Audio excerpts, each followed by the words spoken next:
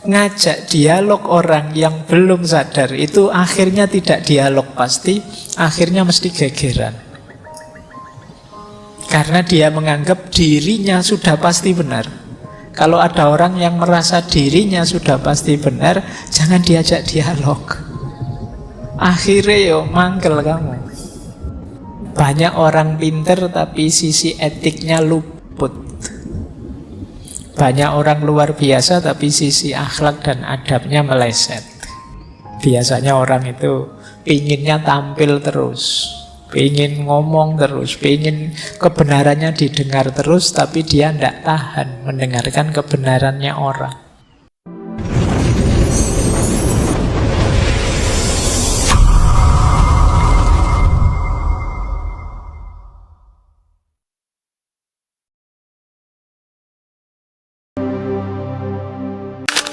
Assalamualaikum warahmatullahi wabarakatuh.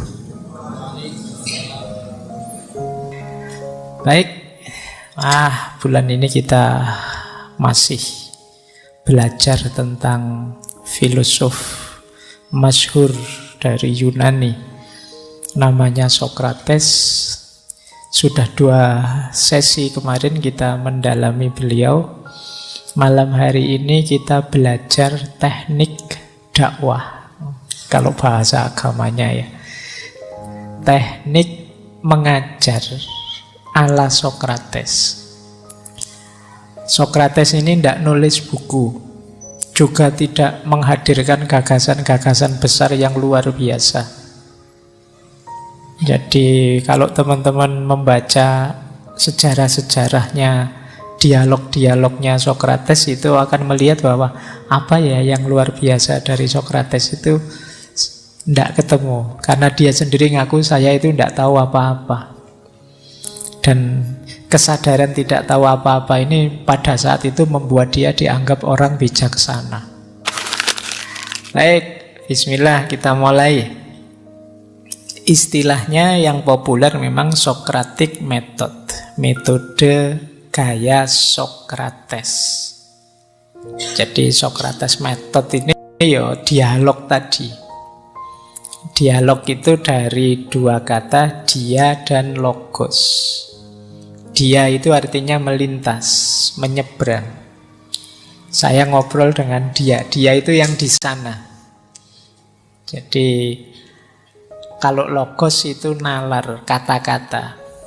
Jadi dialog itu berarti lintas nalar, lintas gagasan, lintas ide.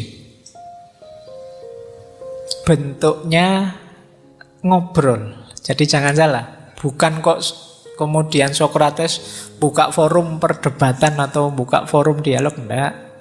Ngobrol saja, nongkrong di, kalau Sokrates ya biasanya di agora, itu di satu tempat di pasar yang siapa saja bisa ngumpul di situ, nongkrong bareng-bareng. Kalau saya membayangkan hari ini kalian bisa di semacam apalah, kafe atau warung atau apa, melakukan itu.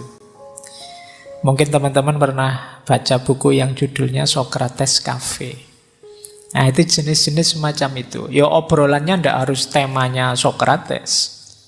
Saya bilang tadi tidak banyak gagasan-gagasan genuine originalnya Sokrates. Justru yang genuine ya modelnya, yaitu model dialog ini.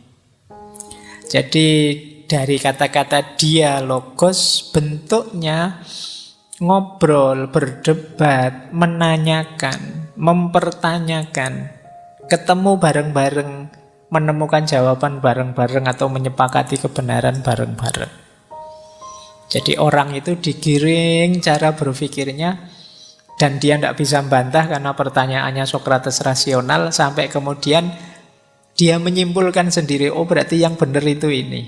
Nah terus dipuji oleh Sokrates. Nah itu gayanya dia. Jadi dia memang gayanya seperti orang yang tidak tahu apa-apa, padahal pinternya luar biasa. Oh ini sulit bikin gaya kayak gini. Kebalikannya kita hari ini. Kalau kita kan baru ngerti sedikit, gayanya kayak ngerti segala hal. Apa saja dikomentari. Wong ndak pernah nonton sepak bola aja bisa loh komentar maki-maki sepak bola. Itu kan luar biasa. Tidak pernah nonton bulu tangkis bisa komentar marah-marah tentang bulu tangkis. Jadi ngerti sedikit merasa tahu banyak hal. Kebalikannya Socrates, dia ngerti sangat banyak hal tapi gayanya kayak tidak ngerti apa-apa. Dan ini menguntungkan. Kalian ngeri kalau ketemu musuh seperti ini kan. Tapi bahagialah kalau punya teman seperti ini. Jadi dia tidak hanya minteri kita tapi membuat kita pintar. Ini ada jarak yang jauh antara minteri dan memintarkan. Kalau minteri itu memanfaatkan kepintarannya untuk kepentingannya sendiri atas kita, itu minteri. Mentang-mentang pinter, wah kita didominasi oleh dia, pokoknya harus manut saya, harus ikut saya. Ini namanya minteri. Kalau memintarkan itu ya ndak cuma nyekoi gagasan biar dia tergantung sama kita, tapi membuat kita cerdas sampai dia mandiri bisa berpikir sendiri. Kalau ada yang malam hari ini posisinya adalah ustadz, guru, pendidik, jadilah guru yang memintarkan, bukan minteri. Jadi minteri itu memanfaatkan ilmunya untuk kepentingan dirinya.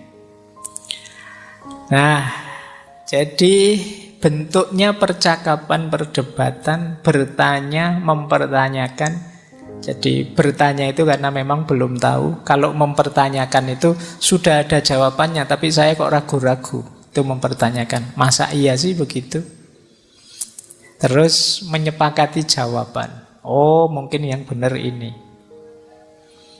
Efeknya menarik, gaya dialog semacam ini. Yang pertama jelas orang bisa seperti itu pasti sudah tumbuh dalam dirinya kesadaran. Sadar bahwa dia perlu yang benar, sadar bahwa aku ini tidak selalu benar. Ngajak dialog orang yang belum sadar itu akhirnya tidak dialog pasti, akhirnya mesti gegeran. Karena dia menganggap dirinya sudah pasti benar. Kalau ada orang yang merasa dirinya sudah pasti benar, jangan diajak dialog. Akhirnya yo mangkel kamu. Diberi argumen apapun ya mental. Kamu beri alasan apapun tidak akan masuk. Jadi dialog itu perlu kesadaran, keterbukaan bahwa ada banyak hal yang aku belum tahu. Aku juga tidak mesti benar. Nah ini orang mau dialog. Tapi kalau sudah mantep, yakin benar dengan kebenarannya, ya jangan dialog tentang kebenaran itu. Mungkin dialog tentang gimana nih kita berbeda nih, caranya biar kita tidak gegeran gimana, itu boleh. Tapi kalau tentang kebenarannya sulit sudah. Jadi kalau Socrates mengajarkan ya diawali dari kesadaran. Sadar bahwa jangan-jangan saya keliru. Jangan-jangan aku tidak pas, tidak cocok, salah masihan. Nah, ada kesadaran ini.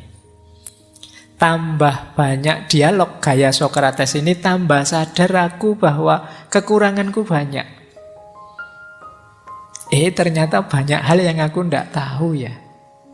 Nah, itu tambah punya kesadaran ini. Teman-teman boleh sering-seringlah diskusi, sering-seringlah baca apapun itu. Nanti teman-teman akan tambah sadar, ternyata banyak sekali yang saya tidak paham. Banyak sekali yang saya tidak tahu. Mungkin selama ini kita merasa sudah pinter karena kita membatasi diri untuk terbuka terhadap apapun materi, apapun sumber. Buku yang enak ya buku ini Pak. Buku yang penting ya buku ini Pak. Itu kan terus kita jadi sempit. Selain buku itu ya tidak kita baca. Selain model berpikir semacam itu tidak kita jelajahi. Akhirnya kita, ya kalau peribahasanya seperti katak dalam tempurung. Seolah-olah dunia itu hanya seluas itu saja. Yang di luar itu tidak. Nah, sekarang latihan ya. Tumbuhkan kesadaran bahwa aku belum tahu. Ini mungkin bisa mengatasi banyak masalah hari ini. Masalah hari ini itu kan era digital ini ada istilah Ada disrupsi namanya noisy. Noisy itu rame tapi tidak ada isinya. Ribut sekali tapi tidak ada mutunya. Itu diantara disrupsi digital. Dan itu menghabiskan waktu, menghabiskan tenaga, menghabiskan pikiran, tapi tidak manfaat. Kenapa bisa begitu? Banyak muncul orang yang tidak sadar bahwa aku ini tidak tahu segalanya. Bahkan yang aku anggap tahu pun mungkin masih banyak hal-hal yang masih misteri. Saya dari sekian ratus, sudah berapa sesi filsafat itu, yang ngaji filsafat kita itu sampai detik ini saya itu masih merasa banyak sekali pikiran-pikiran para filosof yang saya harus baca lagi, saya harus mendalami lagi. Kenapa bisa begitu? Karena saya nyoba-nyoba membaca kok, ini belum tahu, itu belum tahu, masih harus merujuk ke sana lagi, ke situ lagi. Berarti kesimpulannya belum, saya belum tahu, saya harus baca lagi, baca lagi. Bahkan mungkin tema tertentu kalau hari ini diulang, saya jamin beda dengan ketika saya menjelaskan di sesi sebelumnya. Kenapa? Sekarang wawasanku tambah. Karena saya baca lagi, baca. Itu pun saya merasa masih belum. Ini masih bisa ditarik ke sana, masih bisa ditarik ke sini. Nah, itu enaknya merasa tidak tahu. Tapi kalau kalian merasa tahu, selesai. Sudah tahu, sudah Pak. Sudah paham, sudah Pak. Selesai kan? Coba kamu jawab belum. Mesti yang belum yang mana, nanti bisa digali lagi. Nah, jadi nanti kalau ada dosen ngajar atau guru mau ngajar terus tanyanya, sudah paham? Jawaban belum. Belum Pak, tapi dilanjutkan besok saja, jangan sekarang. Sekarang pulang dulu, sudah capek. Jadi jangan merasa sudah tahu, jangan merasa sudah paham, biar kamu tidak mandek. Oke. Dan itu dipraktekkan oleh Socrates dengan metode dialognya.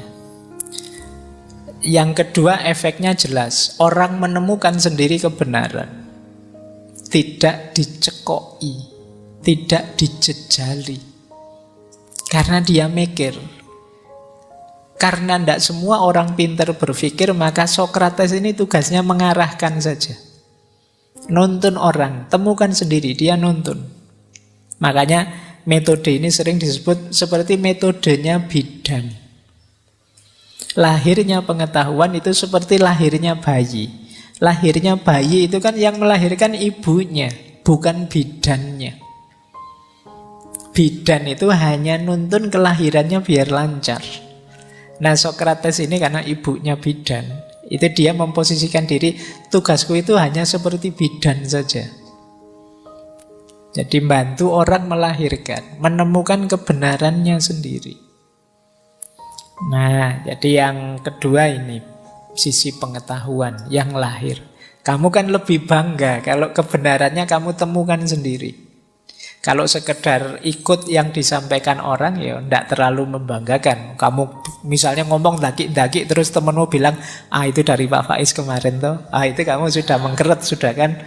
Iya, bukan dari saya. Tapi coba itu buah pikiranmu sendiri, kamu akan lebih bangga. Dan itu yang dilakukan oleh Socrates. Makanya sering saya bilang, guru pendidik yang luar biasa itu tidak hanya guru yang bisa memahamkan muridnya atau siswanya, tapi guru yang bisa menginspirasi. Menginspirasi itu melahirkan kebenarannya sendiri. Tidak sekedar menghafalkan dan mengulang saja.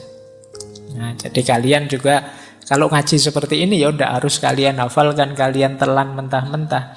Lakukan penyesuaian, lahirkan kebenaranmu sendiri.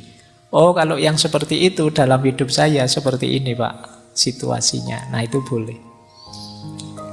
Namanya kamu terinspirasi, tidak sekedar patuh, ikut dan mengimitasi. Jadi murid yang bisa mengimitasi gurunya itu luar biasa. Tapi lebih luar biasa lagi kalau dia terinspirasi oleh gurunya dan melahirkan hal-hal baru dan besar. Oke. Terus asumsinya adalah, itu masih ada ya, efeknya yang lain itu etika dan edukasi. Tentu saja ini dialog langsung yang memerlukan tata krama. Jadi ketemunya kan bareng-bareng, kemudian berdebat, berdiskusi, ini perlu etik. Jadi selain dapat pengetahuan juga ada pelajaran etik. Bagaimana kita menghargai pendapat orang lain, bagaimana kita ngomong yang tidak menyinggung perasaannya, dan lain sebagainya. Ini yang agak kurang hari ini, kedekatan sosial, pertemuan langsung yang intim, yang intens itu hari ini kan banyak berkurang karena dunia kita banyak di dunia maya. Sehingga banyak orang pinter tapi sisi etiknya luput. Banyak orang luar biasa tapi sisi akhlak dan adabnya meleset. Mungkin karena terlalu sering di dunia maya, masuk ke dunia nyata gagap. Jadi tadi pagi saya dimarahi mahasiswa itu lewat WA. Pak Faiz, saya nunggu Bapak itu sejak jam 9 loh Pak. Ini sudah jam 11. Bapak ada di mana? Ini karena nadanya begitu kan saya harus minta maaf. Wah, mohon maaf sekali wahai mahasiswaku. Jadi oke, ya enggak salah dia, mungkin memang perlu banyak contoh, perlu banyak tuntunan. Karena mungkin pertemuannya enggak panjang, karena apalagi kemarin ya mungkin mahasiswa angkatan-angkatan pandemi itu kan. Ketika tema-tema dasar tentunya bagian akhlak, adab itu ya disajikan secara online saja. Kuliah online itu kan ya menyesatkan itu kan. Jadi di layar laptop itu mahasiswanya ada sambil senyum gini, tapi kok senyum nggak berhenti-berhenti senyumnya. Iya.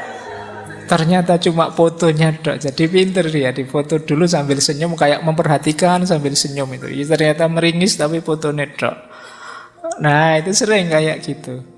Nah ya etik ya, ketemu langsung lebih mudah ngasih contoh, lebih mudah mengingatkan. Dan tentu saja edukasi. Ada nilai pendidikannya dari gaya dialog ini. Asumsi besarnya apa sih metode dialognya Sokrates ini? Kata Sokrates, setiap orang punya potensi untuk meraih kebenaran dan kebaikan, serta mungkin juga salah. Orang itu bisa salah, bisa benar, bisa baik, bisa buruk. Maka jangan hanya dicekoi. Kadang-kadang kalau cuma dicekoi itu khawatirnya konteksnya ndak pas, situasinya ndak sesuai. Misalnya saya kasih wawasan hidup ini harus apa, wis tema ngaji filsafat, harus ikhlas, harus tanpa pamrih, harus apa. Sementara konteks hidupmu hari ini mungkin belum nyampe level itu. Akhirnya kamu menerapkannya secara ndak pas. Begitu kamu nilaimu jatuh, saya ikhlas kok Pak, semuanya sudah tiba. Nah, itu kan konteks. Kamu hanya menelan saja yang saya sampaikan tanpa melakukan penyesuaian. Kamu tidak membacanya versi dirimu, kamu hanya mengimitasi yang saya sampaikan.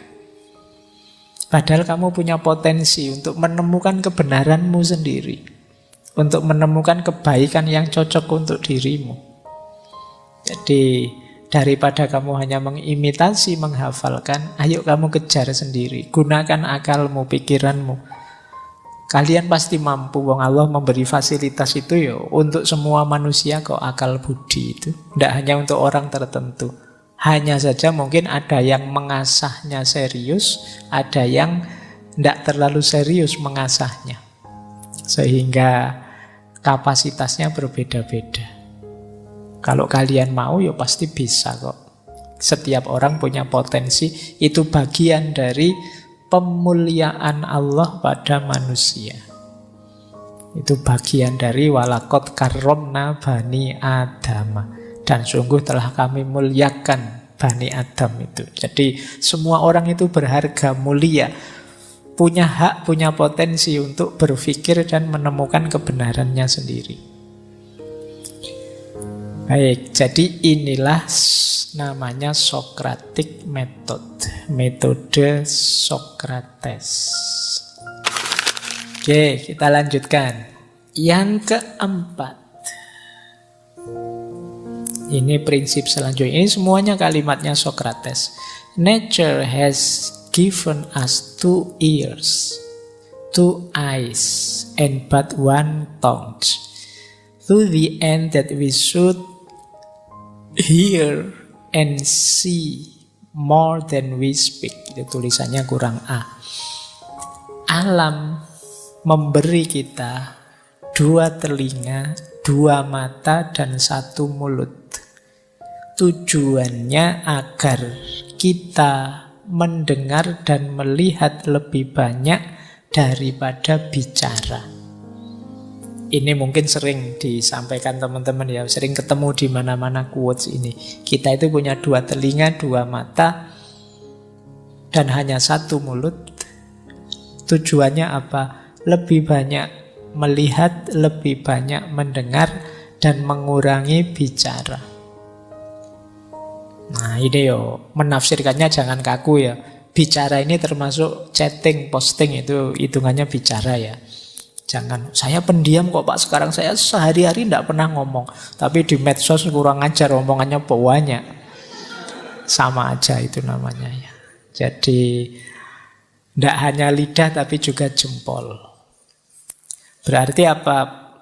Dalam diskusinya Socrates itu memang orang diminta banyak memperhatikan. Tidak kesusu, harus bicara.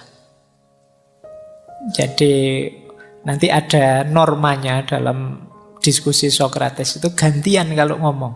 Jangan rebutan. Nah, kadang-kadang kan kita ini karena merasa sudah benar duluan, panas kita kalau ada orang beda, pengen kesusu motong ngomongannya, pengen kesusu jegal dia, biar dia tidak kelihatan benar, biar aku saja yang kelihatan benar. Nah ini tidak sehat, situasi dialog seperti itu. Nah, nanti kalau kalian, sopo ngerti ada yang jadi moderator atau yang jadi hostnya debat, kan nanti tahun depan mungkin banyak acara-acara debat itu. Coba nanti ingatkan audiennya ya, bahwa kita ini punya 2 mata dan 2 telinga serta 1 mulut.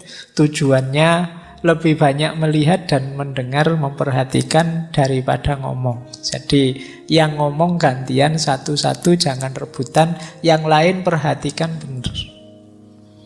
Karena biasanya orang itu pinginnya tampil terus, pengen ngomong terus, pengen kebenarannya didengar terus, tapi dia tidak tahan mendengarkan kebenarannya orang. Kan banyak itu momen-momen diskusi yang ketika lawan diskusinya ngomong, dia ingin motong terus. Dia tidak kuat mendengarkan orang lain beda pendapat dengan dia. Jadi jangan-jangan dia khawatir kalau dia ngomongnya tuntas, aku kalah, kebenaranku terus gagal. Nah itu yang dibenci oleh Socrates. Ya kebenaran itu ya nanti kalau memang ada yang paling benar, ya itu yang disepakati bersama. Bukan kok ada di kubu sana atau di kubu sini.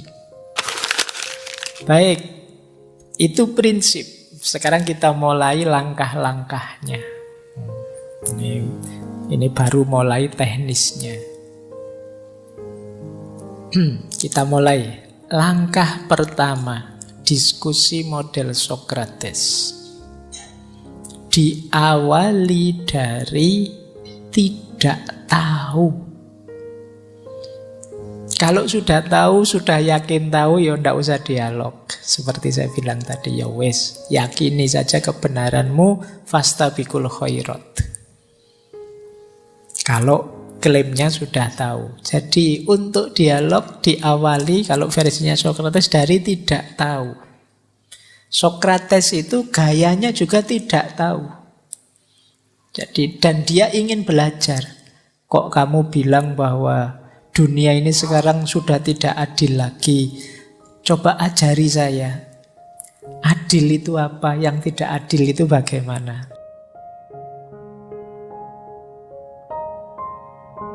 Nah ini dia ingin belajar. Bukan kok dia ngajar, kamu salah, adil itu begini. Enggak. Dia ingin belajar. Nah ini kadang-kadang rasanya menyakitkan bagi orang lain karena dia kayak dikejar-kejar. Jadi ini sikap pertama sekaligus kritik pada orang agar tidak sok tahu kalau memang dia tidak tahu. Dan yang kedua agar kritis, tidak menerima begitu saja kebenaran yang dia anggap benar.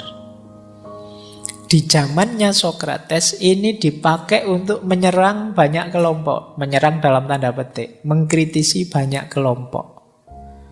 Kepada para kosmolog zaman itu sebelum Sokrates itu banyak kosmologi. Orang memahami kosmos. Kan teman-teman melihat ada apa sih hakikatnya kosmos itu, alam itu. Ada yang bilang hakikatnya air, ada yang bilang hakikatnya udara, ada yang bilang hakikatnya 4 unsur, ada yang bilang hakikatnya cinta, dan lain sebagainya. Itu filosof-filosof sebelum Sokrates. Itu disindir oleh Sokrates. Kok memahami manusia, memahami alam yang kompleks ini hanya dibatasi di alam fisik saja. Nah itu dikritik. Tapi cara ngeritiknya dengan cara bertanya. Jadi tidak dengan cara menjatuhkan. Jadi kayak coba ajari saya. Nah, maksudmu apa? Nah, ini pertanyaan ini kan menggelisahkan bagi orang yang tidak dalam. Kalau kalian budayamu hanya like and share, itu sulit. Kalau kamu ketemu Sokrates itu kamu bisa pontang-panting dikejar oleh Sokrates. Jadi para kosmolog juga kebingungan ketika ditanya oleh Sokrates pada zaman itu. Apalagi kelompok kedua itu, kelompok sofis. Kelompok sofis ini orang-orang yang merasa sudah tahu, kadang-kadang sok tahu pada zaman itu. Jadi ini yang kalau di dialog-dialognya Sokrates banyak jadi mitra diskusi. Tapi ya toh begitu bagusnya mereka ini ya ketika digiring berpikir, ketika menyimpulkan berbeda dengan kesimpulan sebelumnya ya biasanya mau. Karena ya betapapun mereka tidak bisa bantah lagi pikiran-pikiran yang sudah digiringkan oleh Sokrates tadi. Jadi ini untuk kelompok sofis. Termasuk ya pada para ilmuwan, politisi, seniman, dan lain sebagainya. Jadi ini sindiran bagi mereka. Kadang-kadang ilmuwan itu, seniman itu, politisi itu, pemahat itu zaman Sokrates kan di antara profesi yang dianggap tinggi pemahat, bikin patung-patung yang indah itu. Nah itu bagi Sokrates gaya tidak tahu ini sindiran. Mereka yang merasa tinggi dan penting karena menguasai satu saja disiplin ilmu. Jadi kosmolog, sofis, ilmuwan itu kan semuanya merasa sudah tahu. Dan Sokrates muncul, saya tidak tahu apa-apa. Oh itu antitesis yang luar biasa pada zamannya. Ketika semua orang sok tahu, kita tampil sebagai orang yang saya kok tidak tahu apa-apa ya. Aku kok kuper banget ya. Aku kok kudet banget ya. Aku kok, oh itu gayanya Sokrates. Mbok tolong ngajari aku. Mbok tolong beritahu aku yang kamu share tadi loh maksudnya apa. Oh itu kalau kamu cuma copy paste nge-share-nya, oh itu kamu bisa jungkir balik kalau ditanya Sokrates. Tiba-tiba kamu nge-share, hati-hatilah, kiamat tidak lama lagi akan datang. Ciri-cirinya. Oh itu kamu bisa pertanyakan satu-satu, kamu uji satu-satu. Itu yang dimaksud kiamat itu apa? Wah itu bisa panjang urusannya. Jadi Sokrates nyindir orang-orang semacam ini, semacam para kosmolog yang merasa tahu segalanya, semacam kaum sofis yang bisa mempermainkan kebenaran, agak sombong merasa bisa. Termasuk para ilmuwan yang sebenarnya hanya menguasai satu bidang ilmu sih, tapi gayanya kayak menguasai semuanya. Belajar filsafat terus, wah, filsafat itu induknya semua ilmu. Jadi kalian yang fakultas lain, bidang lain, di bawahku semua misalnya. Nanti yang kuliah pendidikan, loh, yo intinya ilmu itu ya pendidikan. Kalau ndak ada pendidikan, bagaimana ilmu bisa hidup? Semua ilmu itu ya pintu gerbang dan wadahnya pendidikan. Jadi dia paling penting. Nanti psikologi datang, oh yang paling penting itu ya manusianya dong, batinnya. Kalau batinnya rusak, orangnya stres, ilmu apapun tidak ada gunanya misalnya. Terus semua ilmu merasa penting. Kedokteran juga merasa paling penting. Nanti apalagi matematika juga menganggap dirinya paling penting. Biologi menganggap dirinya paling penting. Apalagi agama. Loh, agama itu nomor satu. Semua ilmu harus tunduk di bawah ilmu agama misalnya. Nah ini cara-cara berpikir yang dikritik oleh Sokrates. Wong kita itu ngertinya satu bidang kok merasa tahu semuanya dan merasa paling tinggi. Cara ngeritik Sokrates bukan dengan cara menyerang mereka semua, tapi dengan cara dia tampil sebagai orang yang saya tidak tahu apa-apa. Coba beritahu saya, coba jawab ketidaktahuan saya. Ini langkah pertamanya Sokrates.